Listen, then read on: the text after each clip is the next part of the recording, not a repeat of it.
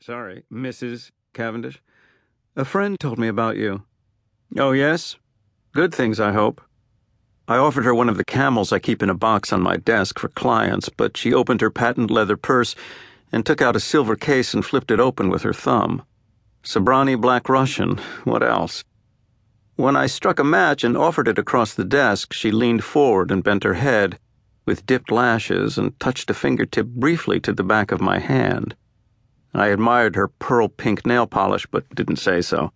She sat back in the chair and crossed her legs under the narrow blue skirt and gave me that coolly appraising look again. She was taking her time in deciding what she should make of me. "I want you to find someone," she said. "Right. Who would that be?" "A man named Peterson. Nico Peterson." "Friend of yours?" "He used to be my lover." If she expected me to swallow my teeth in shock, she was disappointed. "Used to be?" I said. "Yes. He disappeared rather mysteriously without even saying goodbye." "When was this?" 2 months ago." Why had she waited so long before coming to me? I decided not to ask her, or not yet, anyway. It gave me a funny feeling being looked at by those cool eyes behind the veil's transparent black mesh. It was like being watched through a secret window, watched and measured. "You say he disappeared," I said. "You mean out of your life, or altogether?" "Both, it seems." I waited for more, but she only leaned back a farther inch or so and smiled again. That smile. It was like something she had set a match to a long time ago and then left to smolder on by itself. She had a lovely upper lip, prominent, like a baby's, soft-looking and a little swollen, as if she had done a lot of kissing recently, and not kissing babies either. She must have sensed my unease about the veil and put up a hand now and lifted it away from her face. Without it, the eyes were even more striking, a lustrous shade of seal black that made something catch in my throat. "So, tell me about him," I said. "You're Mr. Peterson." "Tallish, like you, dark, handsome in a weak sort of way. Wears a silly mustache, Don Amici style. Dresses nicely, or used to, when I had a say in the matter." She had taken a short ebony holder from her purse and was fitting the Black Russian into it. Deft, those fingers. Slender, but with strength in them. "What does he do?" I asked. She glanced at me with a steely twinkle. "For a living, you mean?" She pondered the question.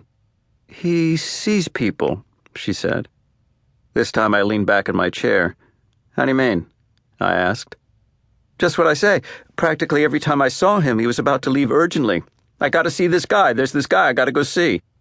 She was a good mimic. I was beginning to get a picture of Mr. Peterson. He didn't sound like her type. "A busy fellow, then," I said. "His busyness had few results, I'm afraid. At any rate, not results that you'd notice, or that I noticed, anyway. If you ask him, he'll tell you he's an agent to the stars. The people he had to see so urgently were usually connected to one of the studios." It was interesting the way she kept switching tenses. All the same, I had the impression that he was very much the past for her, this Peterson bird. So why did she want him found? "He's in the movie business?" I asked. "I wouldn't say in, sort of scrabbling at the edges with his fingertips. He had some success with Mandy Rogers." "Should I know the name?"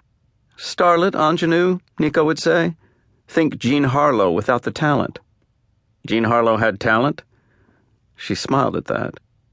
"Nico is firmly of the belief that all his geese are swans." I got out my pipe and filled it. It struck me that the tobacco blend I was using had some Cavendish in it. I decided not to share this happy coincidence with her, imagining the jaded smile and twitch of disdain at the corner of her mouth that would greet it. "Known him long, your Mr. Peterson?" I asked. "Not long." "How long would not long be?" She shrugged, which involved a fractional lift of her right shoulder. "A year?" She made it a question. "Let me see, it was summer when we met. August, maybe." "Where was that? That you met, I mean." "The Cahuilla Club. Do you know it? It's in the Palisades. Polo grounds, swimming pools, lots of bright, shiny people. The kind of place that wouldn't let a shamus like you put his foot inside the electronically controlled gates." That last bit she didn't say, but I heard it all the same. "Your husband know about him? About you and Peterson?" "I really can't say." "Can't or won't?"